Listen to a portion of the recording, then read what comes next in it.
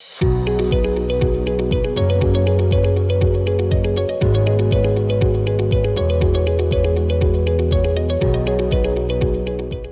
question was asked by Rijin Reggie. Rijin, it's not that only fast bowlers pick wickets. There have been instances, in fact, I would say, even in today's game, uh, Trent Bolt and Bumrah got wickets. But there were crucial wickets which were also picked by spinners. So today, Rishabh Pant, everyone regards him as a match winner. He's a dangerous player. And who got him out? Krunal got him out. So who got Pollard out today? Ashwin. So Rohit was also dismissed by Ashwin. So sometimes you're going to have spinners picking more wickets. Sometimes you're going to have fast bowlers picking more wickets. I know everyone was talking about spin bowling is going to be very, very successful in the Middle East because the ball is going to turn, and if we play so many games on only 3 grounds, then the pitches are going to start crumbling, and they'll be off the surface. There'll be some help for spinners. Occasionally, we've seen that, but what they have done is they have also left reasonable grass cover, and most of the games have been played in the evening. So in the evening games where the temperature drops, the ball starts skidding, and that's when pace bowlers have been effective up front. And of course, when towards the end, batters are looking to play big shots with 5 fielders outside the ring, fast bowlers are going to pick wickets. Very rarely you will see a spinner bowl from 16th over onwards. Very rarely. And that's when fast bowlers also end up picking a lot of wickets. And that's why that balance is not there.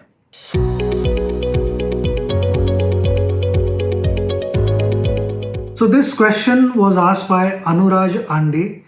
Anuraj, upper cut ये एक ऐसा shot है जो मैंने इतना ज़्यादा practice नहीं किया, to be honest, and in fact plan भी नहीं किया था कि ये खेलूँगा.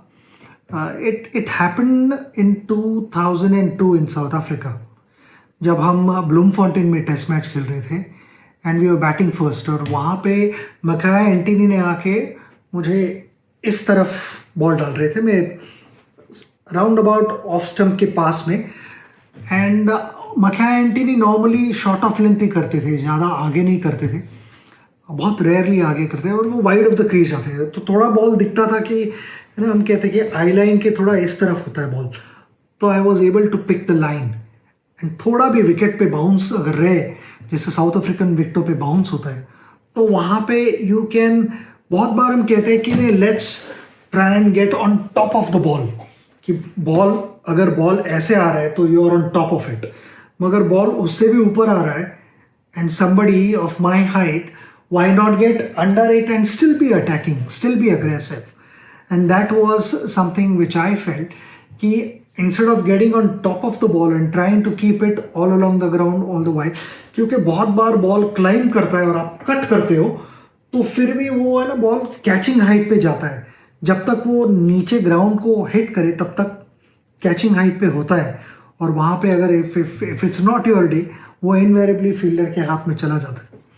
तो आई थॉट थर्ड मैन तो होता नहीं टेस्ट क्रिकेट में, उसको नीचे रखने की जगह just get under it and just उसको बॉलर का ही पेस यूज़ करो और थर्ड मैन पे खेलते रहो.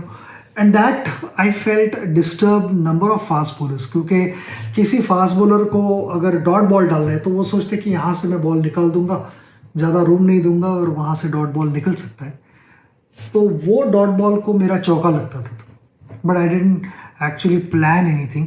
बहुत बार ऐसे होता है कि वहाँ पे विकेट पे जाके you have to let your natural instincts take over, and that's what I did.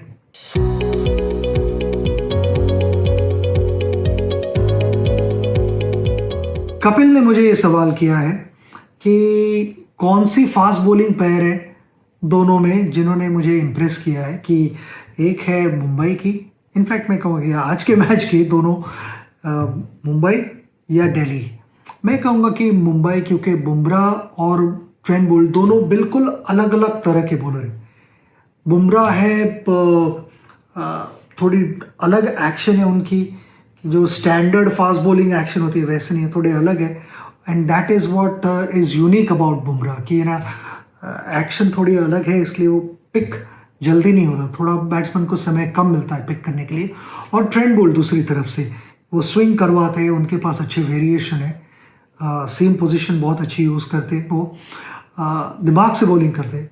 Of course दूसरी तरफ दिल्ली की भी पैर बहुत ही अच्छी है, रबाडा और नौकिए दोनों के पास स्पेस है, और रबाडा के पास वेरिएशंस अच्छे हैं. नौकिए मैं देख रहा हूँ कि इस सीज़न में वो बहुत अच्छी बॉलिंग कर रहे हैं.